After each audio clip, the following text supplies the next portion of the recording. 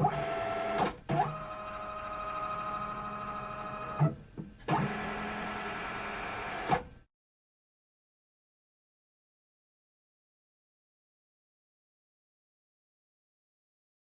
name is Averil Kurtz.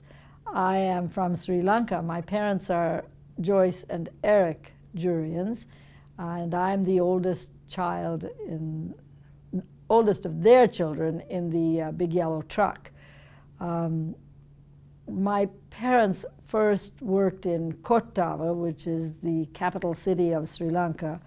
It was then Ceylon, not Sri Lanka. But after they had been working there for a few years, maybe about 6 or so, they went up to Kandy, or really Mailapitia, which is just outside Kandy, to build the school there because Kottava was very populated and not a big high crime area and not good for our school to be there. In fact, one time they had some kind of a criminal come on campus and it was a big problem. I think it was after that they decided the school needed to be moved. So my father went up there. I think some of the other members of the church went up and they hired workmen and they built the school from ground up. They had one house on the premises, that was all. They had thatch huts that they lived in. They built the school and he was the principal there until we came to Canada in 1957. Many of his students have come here since and reconnected, and that's always a wonderful thing. One of the things that happened while we were over there was the story of the big yellow truck. Now the truck, my dad came home one day and said, "I need to go to town, does anyone want to come with me?"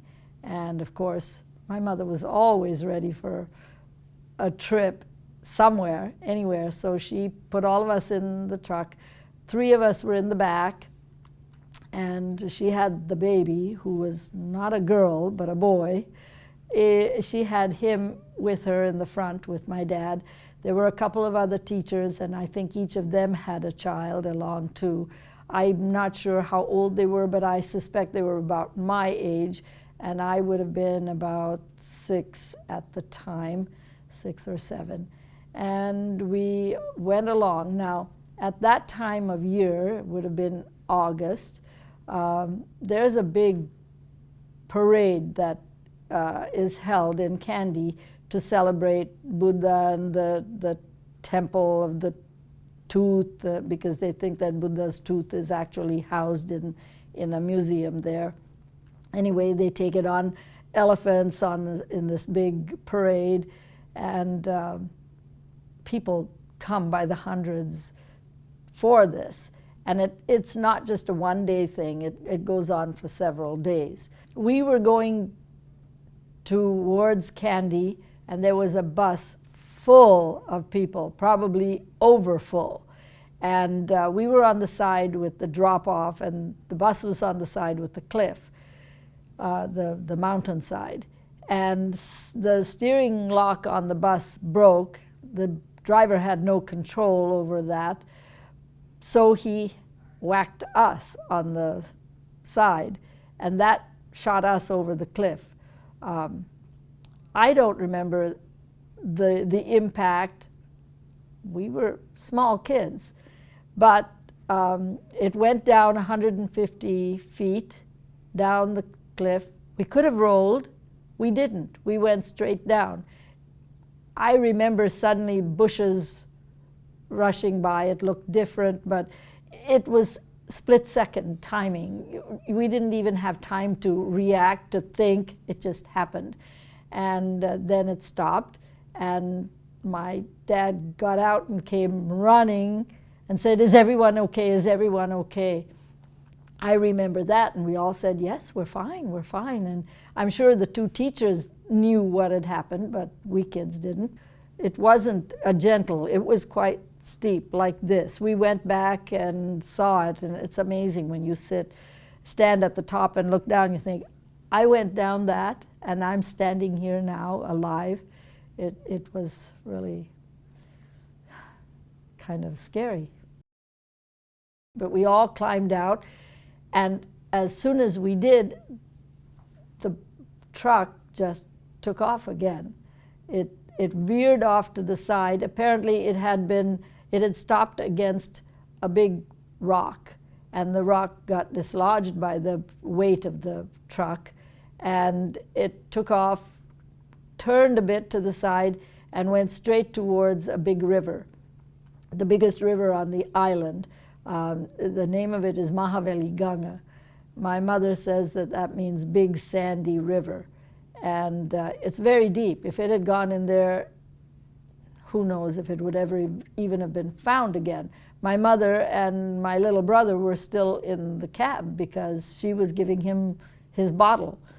And so, of course, my father's heart must have dropped to his toes at that point, but God sent his angel to guide the truck to stop against a tree. And then I'm sure he took her and the baby out at that point. And we were fine. Everybody was fine. Nobody had even a scratch. However, the truck was not able to be driven again.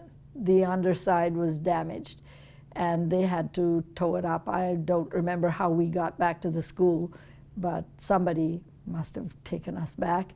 And the truck had to be repaired, and the bus company sued my father for reckless driving or something, and they had to go to court.